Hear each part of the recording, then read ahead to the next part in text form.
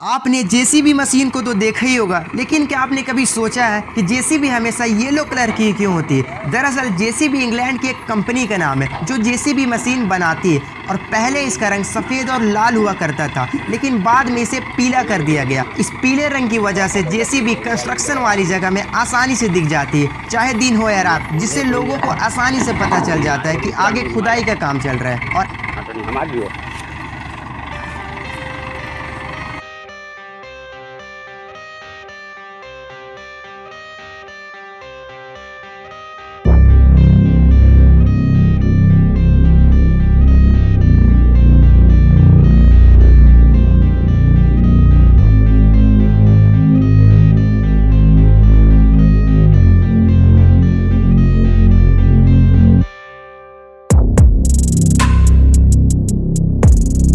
बालू निकालना कोई खेल नहीं है, इसमें काफ़ी मेहनत है। देख सकते हैं आप किस तरह से हम लोग नाव लोडिंग करते हैं और एक नाव पे 2 टेलर का करीब माल लोड होता है। और देखिए हम लोग एक नाव पे 7 लेबर हैं और देखिए यहाँ पे 2 नाव लोडिंग हो रहा है।